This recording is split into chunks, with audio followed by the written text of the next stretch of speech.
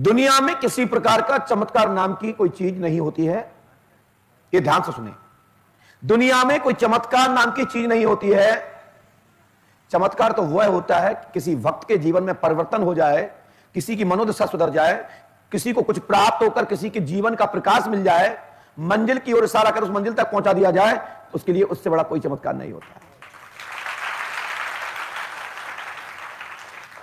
काजू देना, किशमिश देना, छुआरा निकालना, रुद्राक्ष देना, कमल घटा की माला निकाल के दे देना, जंजीर लॉकेट दे देना। अरे भैया, देना है तो किसी वक्त को 2-4-5 किलो सोना दे दो, वो जो चाय बनवा ले, तो आपका वो एहसान मानेगा, तुम्हारा मानेगा, जिंदगी भर भी मानेगा। अब एक लॉकेट का ऊपर निकाल के दे दो, वो भी 1 ग्राम 2 ग्राम का, अब देना है तो 2-4-10 तोला का दे दो तो ही ठीक है।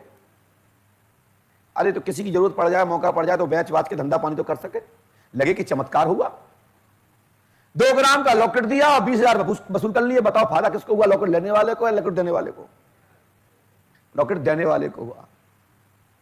मैं ऐसी चीजों पर विश्वास कतई नहीं करता हूं और ना ही कहता हूं कि आओ अंधकार में फंसो।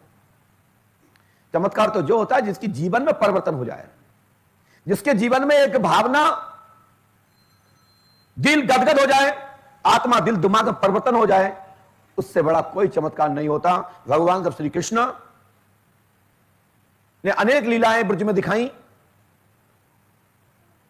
फल फलूट बेचने वाले लोग आए तो बालपन रूपमन में भगवान जी कुछ धान्य लेके आते हैं और आते आते वो माता तक पहुंचते हैं और वहां पर 2 पार दाने मिलते हैं। वो डोकरी खुश हो जाती है कि चलो कोई बात नहीं, ये बच्चा क्या जाना खरीदना। उन्होंने लिया और उन्हें रख लिया संभाल के और उनको फल फलूट इत्यादि दे दिए।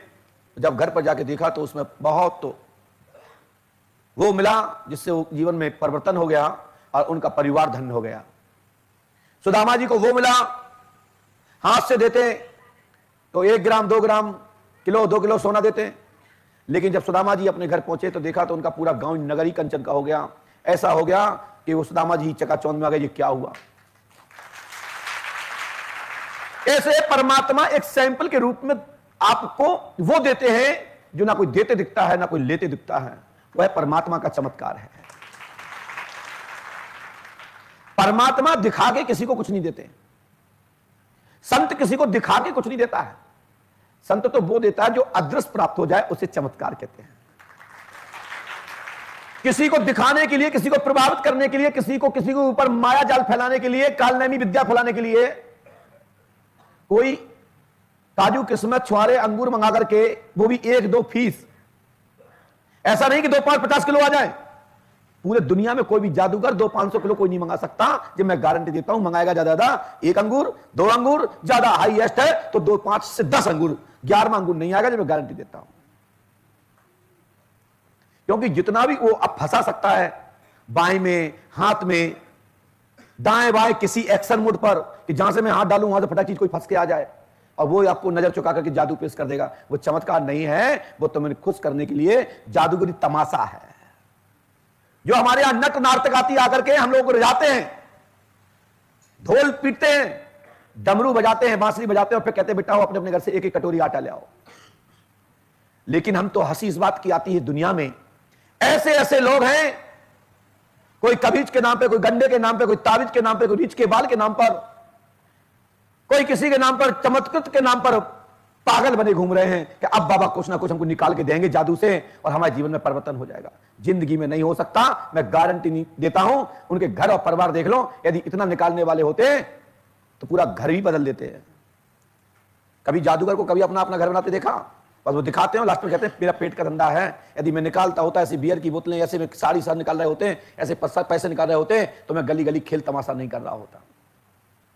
संत लोगों के पास आशीर्वाद होता है, उनके पास हॉस्पिटल होते हैं, उनके पास गुरुकुल होते हैं, उनके पास निःशुल्क भंडारा भोजन चलता है, खुद भी पाते हैं, लोगों को खिलाते हैं। और जिनके पास पढ़ाई होती है, जैसे मैं कक्षा 4 हूं, बाकी तो ऐसे संत हैं जिन्होंने 1 अक्षर नहीं पढ़ा और जिनके आश्रम में पहुंच जाओ लाखों करोड़ रुपया ऐसे फैले डले हैं जिनको पता लगता है जैसे कि किसी पीपल के पत्ते पड़े हों। उनको पता ही नहीं है, क्योंकि वो भगवान के आशीर्वाद का चमत्कार है। संत कभी चमत्कार दिखाते नहीं है, संत हमेशा मार्गदर्शन करते हैं, संत आशीर्वाद देते हैं। और कोई त्रिकालदर्शी हो या कोई गुरु संदेशवाचक होगा तो सत्संग के माध्यम से, प्रवचन के माध्यम से आपको सुधारने का प्रयास करता है। कोई भी प्रवचन करता है, कोई भी कथावाचक किसी के साथ राजनीति नहीं करता। यदि कोई कथावाचक या कोई प्रवचन करता किसी के साथ राजनीति करता है, या किसी के लिए चाटुकर्ता करता है, किसी के लिए वोट मांगता है, या किसी के लिए किसी से सलाह विजय या फलाने ढिकम के कराने की कोई पद्धति बताने के लिए, चुनाव के लिए प्रचार प्रसार करता है, वो गुरु नहीं हो सकता, वो नंबर 1 का चाटुकार होगा। क्योंकि तो गुरु के लिए तो दोनों भक्त बराबर हैं, चाहे वो जिसको टिकट मिल जाए वो, और जिसको टिकट ना मिले वो। आप व्यक्तिगत प्रचार करना आ जाओ करो, लेकिन व्यास गद्दी से या प्रवचन मंच से या आध्यात्मिक केंद्र से किसी के बारे में सार्वजनिक सम्मान तो देना चाहिए सभी को, लेकिन एक कोई क्यों दो, तो सबको दो, चाहे पक्ष का हो या विपक्ष का। सो आजकल एक नौटंकी चल रही है पूरी दुनिया में।